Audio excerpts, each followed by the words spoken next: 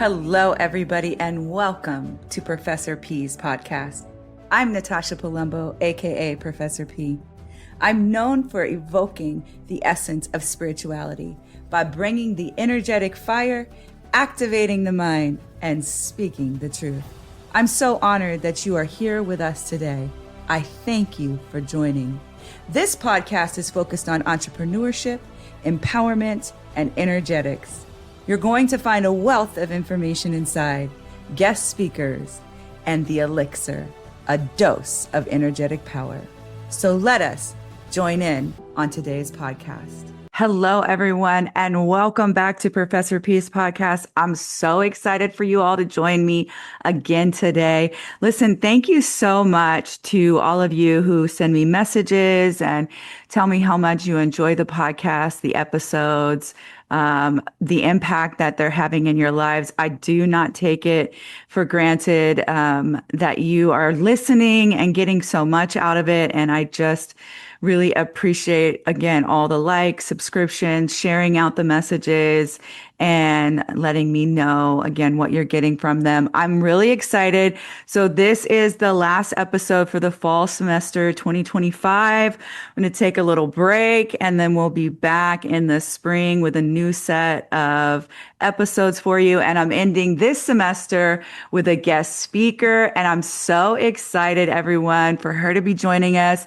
Sara Rosales is one of my very good friends. She's also, I'm her business bestie, as she calls us in the business world. And she is fire. I cannot wait for you to hear her. She is the founder and CEO of Mujerex Enterprise LLC. She is a proud Latina, born and raised in Oceanside, California.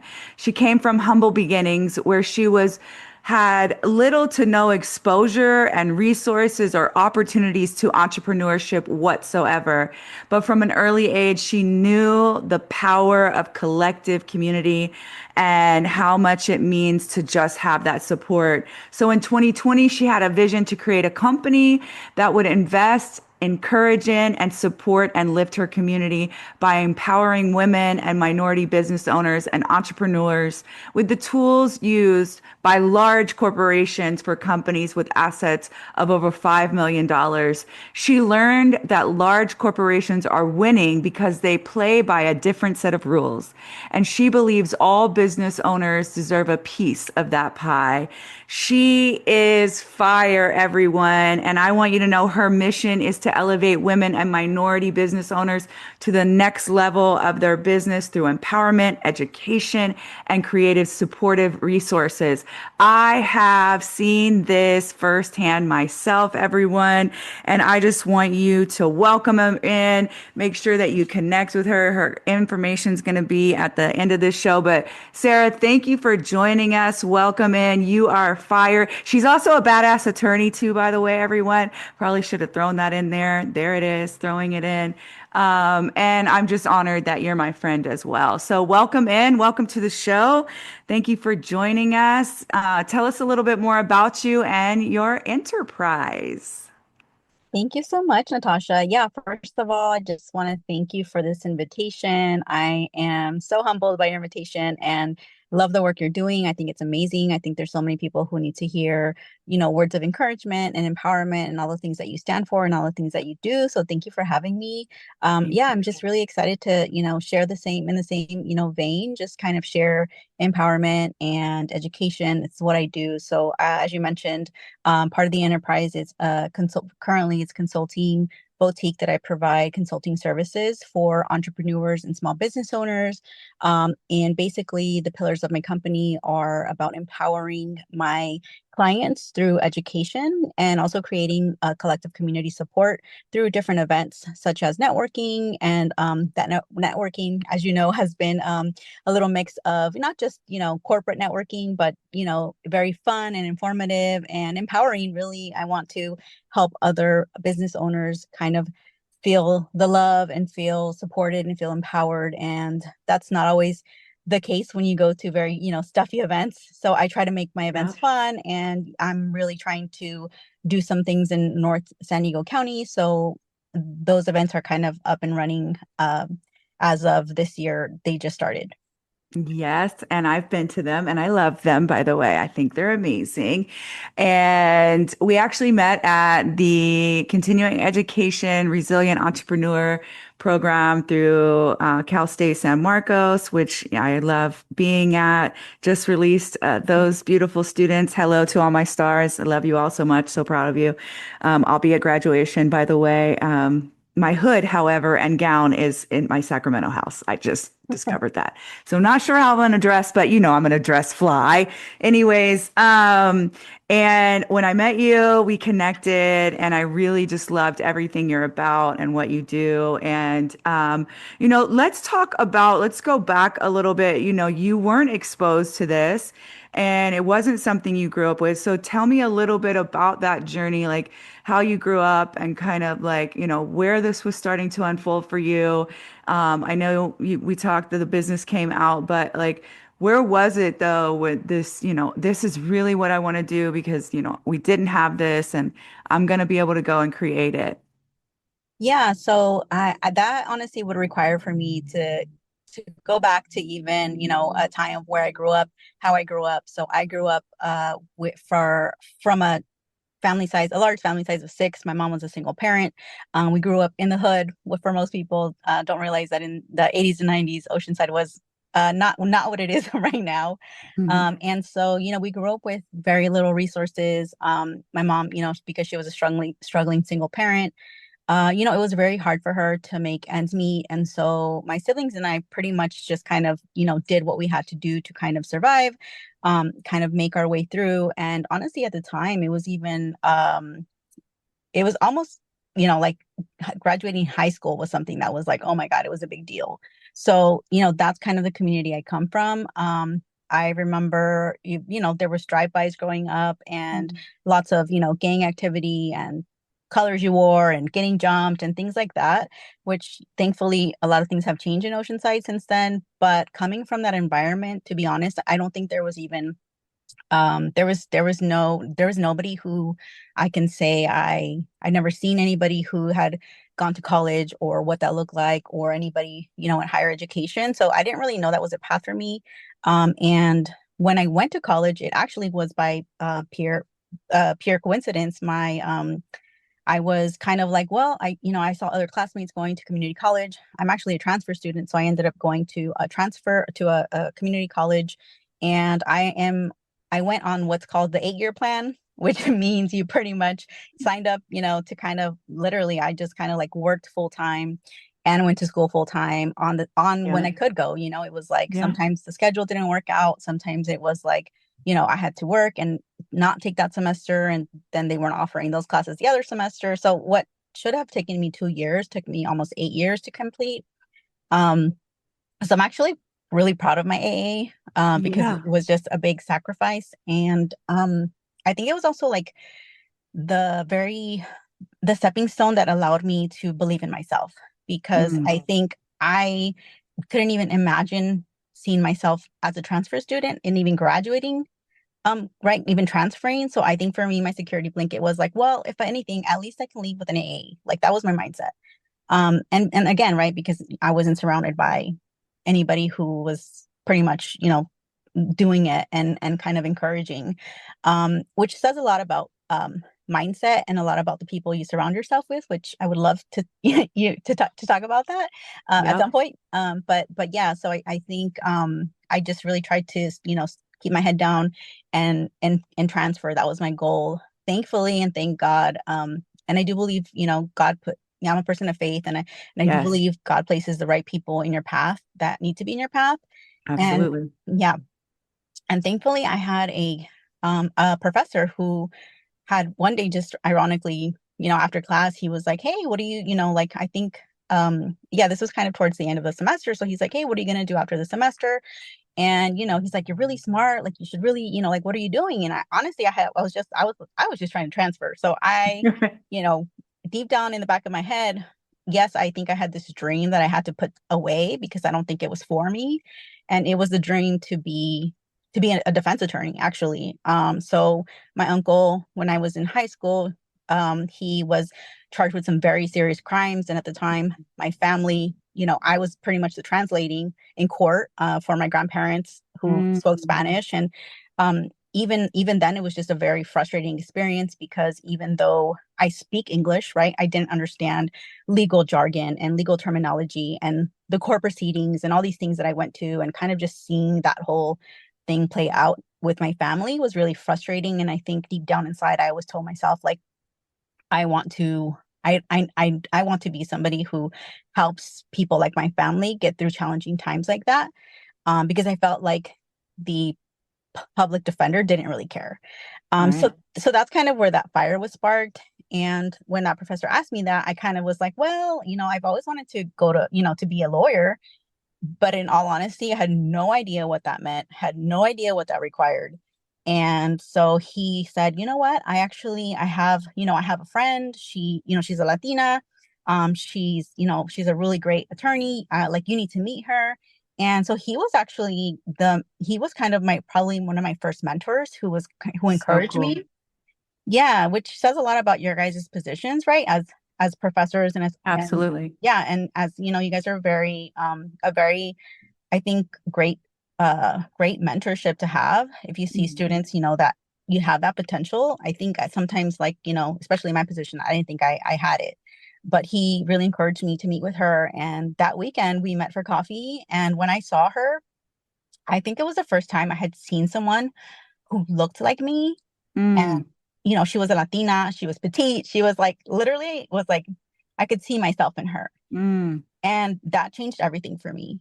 And when I sat and talked with her, and after our conversation, like, she pretty much was like, look, so are you serious about law school? And I said, yeah, I think so. Like, I don't know what that means, but yes, I think I want to go to law school. So she said, okay, here's what you got to do. And so essentially she pretty much, broke it down for me and explained the whole process about taking the LSAT. But even before then, I needed to try to get into the best school as possible. So you need to do really well to transfer and get really good grades. And up until that point, to be honest, I mean, I went to college and I did my class, I did my work, but I never really put my all in it.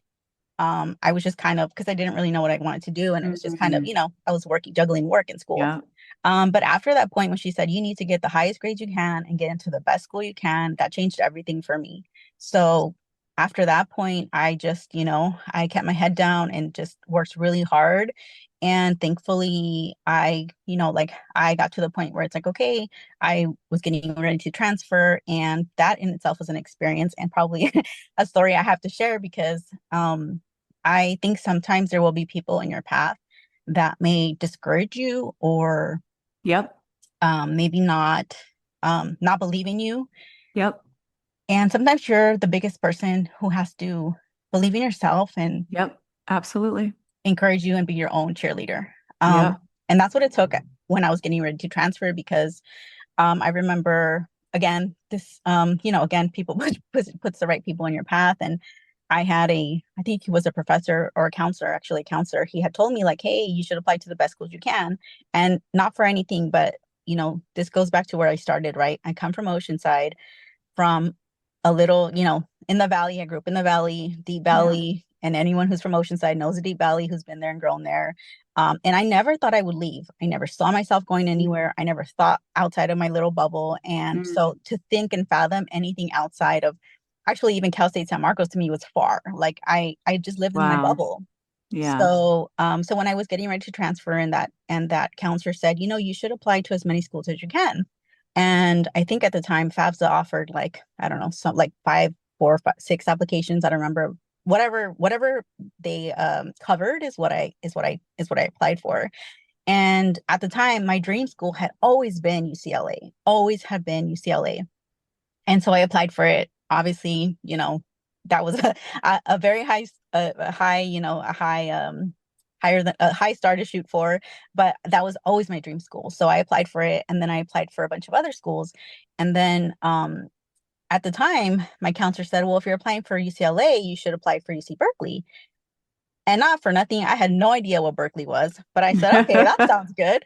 I'm just gonna apply for that too, right? So I applied for all these schools, not thinking anything.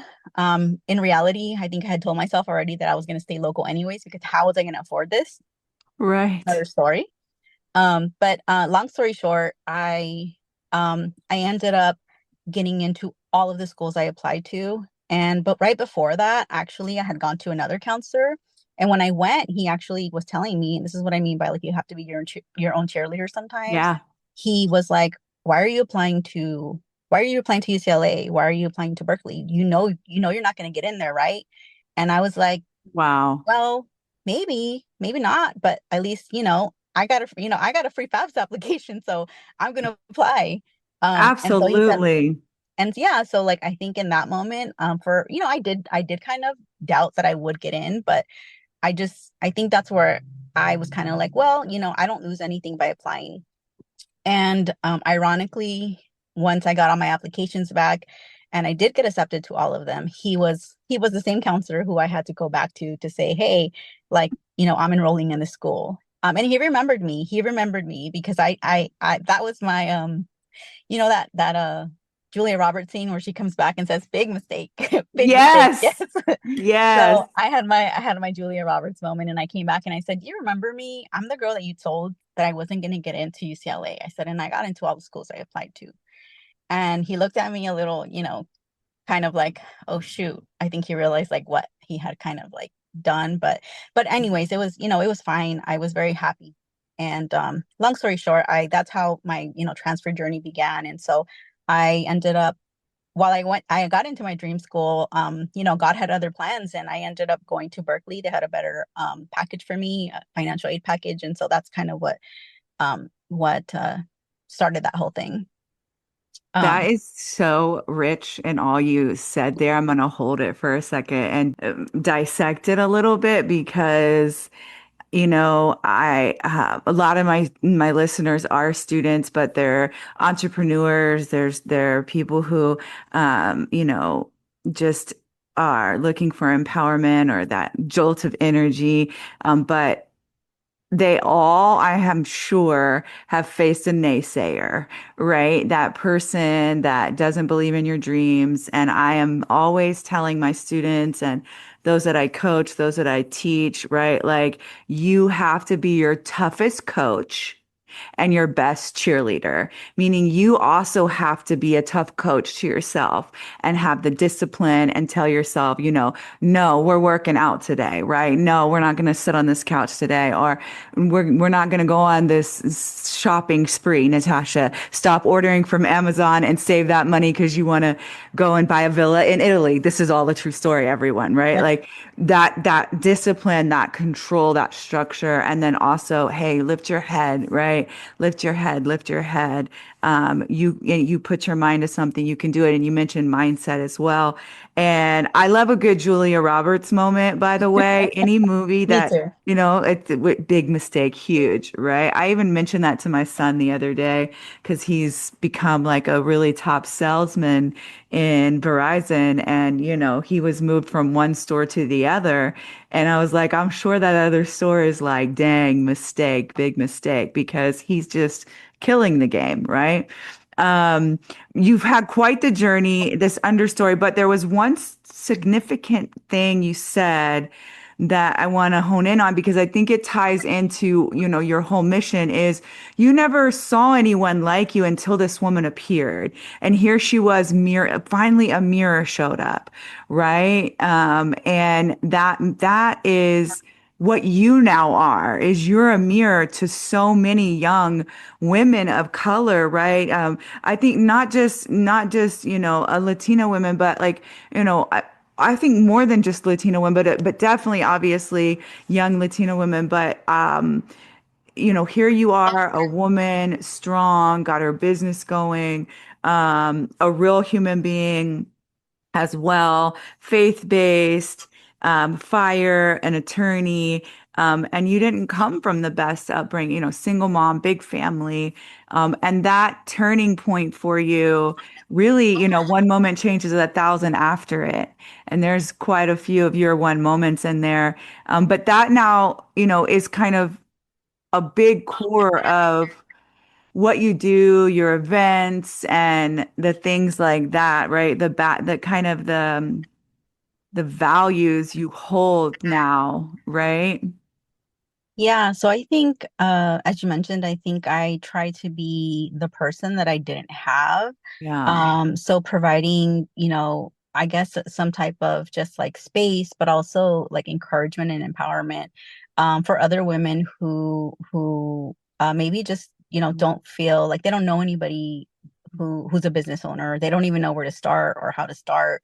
And so that's kind of why, for me, it was just particularly important. I know we spoke briefly before, but even with my business name, so Mujerex actually derives from the word mujer, which in Spanish means woman. And I wanted to encompass like all women of color, all women in general. And so that's kind of where the name Mujerex comes from. And again, because that's kind of what I want to do, is I want to empower women, particularly women of color, through education, because I do think that ultimately, that's what changed the game for me, and that's what I realized, was different, was, just being able to be around a different environment, different mindset, different people doing different things. And so that exposure kind of made me just, start thinking differently from a different lens. And that's also what I hope to do, and try to do with my clients when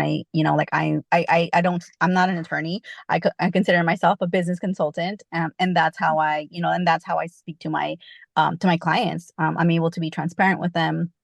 I'm able to use my legal background and my business acumen, as a way to be just kind of like, hey, like I am being transparent, and I can be transparent and be honest with you because I don't have to think about, representing you as a client, right? Right. Like as a lawyer typically does, but instead I'm kind of guiding you through this business process. And I think that's what's important for me, is, to make sure that business owners are off to a good start by just kind of generally knowing, things that they typically wouldn't know, unless you know someone who's, started a business or is starting a business and kind of knows the ups and downs and kind of, all those things that you have to weave through.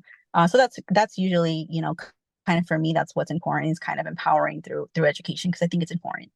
It's so important, and there's so much to know in business. Legal side, how to form and your business. I know you do a lot of that, and educate people on the different legal ways to form businesses. Also, how to stay compliant, because you do have, again, you not being a lawyer for them. You're a lawyer, but that's your other job that you have, your other career role. But your business is consulting, and business consulting specifically, helping small businesses kind of establish their business, get set up. And then she also, everyone does the events, the networking events with the empowerment with the women and things like that. There really is so much more in store for you. I want you to know that as well, as you continue to build this empire of yours and grow in North County, which I do love Northern County so much. I spend quite a bit of time there. Um, and I think it's special, as and has a need, like you are filling a need for sure.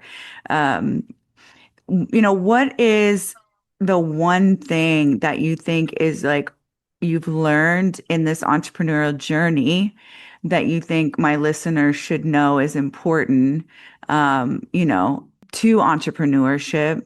Is there something significant that you would say has stood out so far in your journey that is like some wisdom you can share with them? Yeah, I would say you don't have to figure everything out now. That's good. Um, just start. Just start. I think that's probably, and it's actually my biggest problem because I'm such a perfectionist, type A. But Mhm. but I think a big problem is just, doubting yourself, or just overthinking, or over analyzing, or trying to think all the different, well, what if this, what if that? I would say just start and see, and be flexible and be adaptable. I think those skills are things that you start learning as a business owner, that, right, like not everything, in fact, nothing will go your way or the way you planned oftentimes. And so it's important to learn early on how to be adaptable and flexible, and also just be willing to do it, and I think part of it is like we're our worst critic sometimes. And at the end of the day, if you take that risk, right? If you say, "Oh, I don't know what I'm doing," or I'm kind of, well, what if this, what if that? The worst that can happen is that, right? You can have an event, and if only one person shows up, then only one person shows up.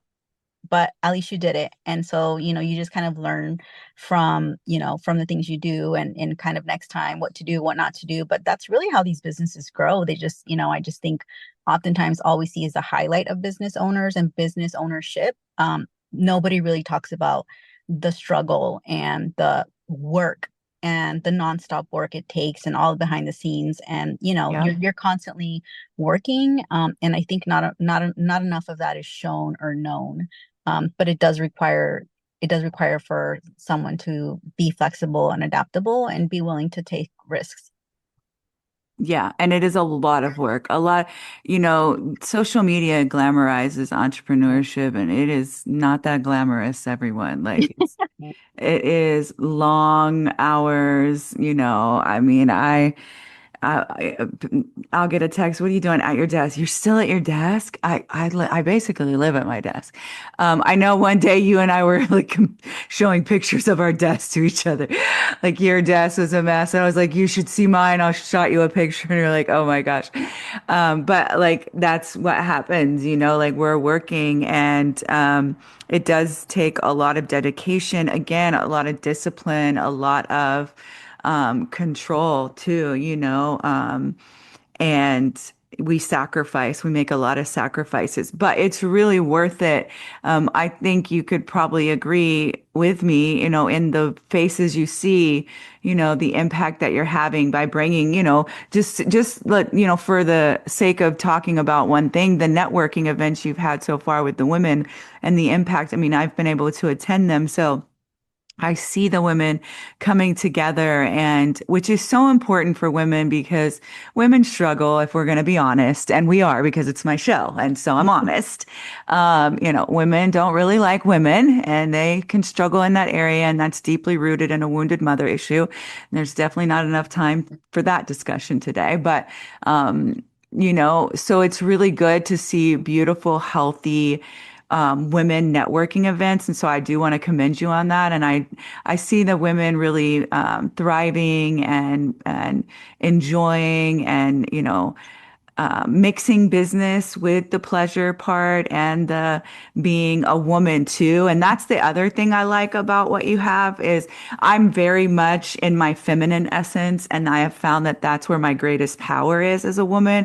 I don't really care about competing. Competition doesn't actually exist in entrepreneurship. We collaborate. When you learn that, you learn, that you create rivals. You have rivals, and those are people who do really great things that you admire, actually, right? And you want to be like them, really. But no competition. I'm not any of that. I did that. I'm 51. Yeah, Like I, yeah. I did it and I built it, and I had to play that game as a young entrepreneur. And I realized that was just a deeper play into systematic oppression for women. And when I put my skirt on, I was much more powerful than when I slipped a jacket on. You know what I'm saying? Not to say I won't put a jacket on. I'm just saying that I learned the power of being a woman. And I appreciate that your events do have that feminine, we've got the little makeup station, go put the lipstick on and do so. I think there's a place for that, just like there's a place for women who want to be a bit more competitive. And I don't want to throw anyone off out there, but I have tapped into the power of being a woman, and I'll never turn back because it's the most powerful of all, which is why it's been under attack for so long. And I Yes. wish we could get to a true understanding of that. But one day maybe we will. So Yeah. I Thank you for, appreciate those things that you yeah. do. Yeah, thank you. Thank you for that. I really appreciate that. And actually, on that subject, I do just want to say that I agree wholeheartedly. I think the one thing, another piece of advice that I would say is that as as women, we're collectively more powerful by working together. I agree with you that I Yep. do not believe in competition either. Yeah. I've always said that. I actually think that's, probably a really, if you are feeling competitive, if you are seeing other people, I would encourage you to actually approach them. And even if, Yeah. especially if they're within your same field, right? Like I Yeah.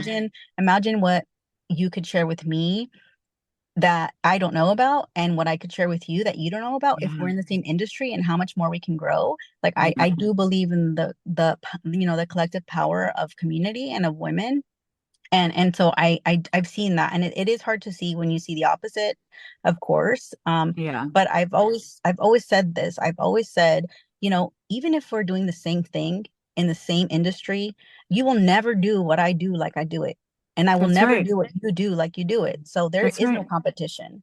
And if That's you right. if you know that and believe that, then there is no competition. So I do think that unfortunately we do sometimes get stuck in that, oh my gosh, but so and so is doing this and so is doing that. Like, instead of having that approach, why don't you think about, well, what can I do to help my business? Or how those should be more of like, oh, look what she's doing. I should try this. And like, it's not a competition. It's more of like, how can I learn from this, and how can I grow and be better? Yeah, absolutely. I 1000% agree. And because I have obviously deep knowledge and I study, I'm constantly studying. What I found is like the major players out in this world, the big players, they're collaborating. Like A it's so that thousand they can percent. have more market share. And it's the same thing with politics. Like they'll show you a fight in front of your face in the media, but behind closed doors, them red and them blues are mixing, not the same as they mix on the street, because they certainly don't mix on the street, that red and blue. But that the red and blue in this political game, absolutely. Cheers. Today went well. We showed them a show. You know what I'm saying? Because they're behind the scenes collaborating on, controlling the masses, but people don't see that because they're consumed with media and what that can be dangled before them instead of awakening to the truth that really is. And I've just awakened to it, and I'm walking in that power too. And I do believe I've personally believed that the feminine essence is on a rise and has been rising and will continue to rise back Yeah. to her place and in authority, and and in doing so should also raise, healthy masculine energy as well, and not toxic or weak masculine energy. And so I'm hoping for the best. We don't know, right?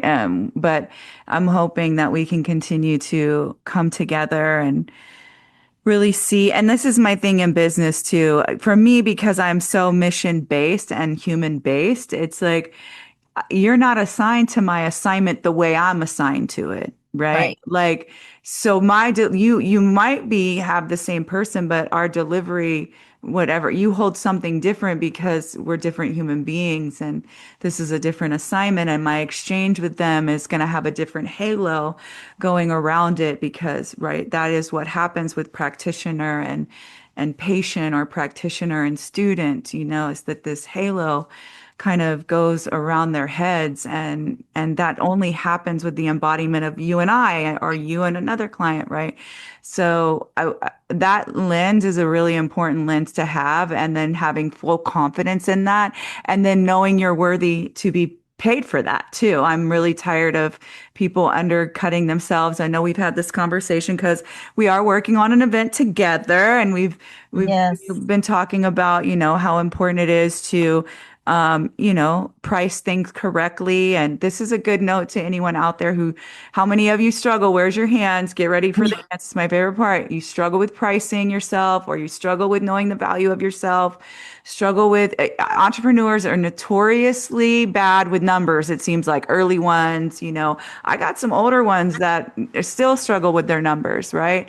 I need you to own it. I need to own who you are, and go price yourself accordingly. Like, Yes. Know your worth for no, sure. Super yeah, important. because I have a podcast out, an episode that if you don't, let the world know your value, it's going to tell you what it is. You better let them know real fast, right? Before they undervalue you. So go check out that podcast. Listen, I do want to talk about, kind of where you feel like, now I'm going to cast you into the vision, right? A little bit broader. I want to talk for just a couple minutes before we get ready to wrap up. Where do you see your vision of your business, and your businesses as they grow and develop over the next 5 years or so? What are you looking to accomplish? Things of that nature. Talk to me a little bit about that vision and cast that vision out. Yeah, so for me, it's about having a good, solid business foundation. So right, my business consulting um, got to a point where I couldn't take any more clients due to, time, right? Time is money, money is time when you're doing consulting work. So that's why I started my online business course. And so my online business course is going to allow me to pretty much, help people that I wouldn't otherwise be able to help, but also make sure that they have the knowledge and the information they need. So I want to at least have a good foundation for my business so that, my clients and the people I want to help are still being helped. And then there's that obviously, right, like passive income side of it, right? Because it'll be a kind of something that will pretty much be running on its own, aside from my one-on-one business consulting. And then I mean, my strategy has always been, and I know not everybody has this luxury, but my strategy has always been that everything my business makes is reinvested in my business. And so like once I have one layer on, then I'll invest to the next layer and the next layer and the next layer. And hopefully, talking about this 5-year plan, I do plan to have a brick and mortar at some point, hopefully in North County, if that works out. And be able to have like an established hub for entrepreneurs and small business owners. And then, like long run continue to, find investments, whether in real estate or in different, in different areas of and see where that goes. I've been with this online business course, I have been approached by, different counties as potentially maybe incorporating them as part of, for example, like a business, like SDBC, for example, like, how they Mm-hmm. have, Yep. entrepreneurship 101. So, that's kind of that might be something that it goes into, and maybe I'll be doing like workshops and different speaking engagements. So that's kind of the direction it's going for now. Mm-hmm. But I do believe in setting a good business foundation and knowing when it's time to, you know, to go on to the next layer. And for me, it's always been I am very strategic and intentional about what I do and how I do it. And so that's kind of the direction I see my business going in the next 5 years. And I love that so much. And as you spoke that, I'll tell you what came through. You'll get this prophetic moment is I see you becoming a micro lending agency in the future, with, Hispanic backing, Latina backing, being able to support Latina, specifically still continuing. You'll help others, but you'll have that niche and you'll be a micro lending agency. And they have them. I mean, I worked for one as a consultant contractor that I did workshops through, and they partnered with the SBDC. They actually birthed one out of it, but they were a micro lending agency, which means you just basically loan smaller amounts of money. It's backed and all of that, and they need them. They need more of them too, Sarah. So I'm going to get you some information actually about it. I'm working with another client here in San Diego who is going through the process of becoming one, and I'm going to kind of help guide them through.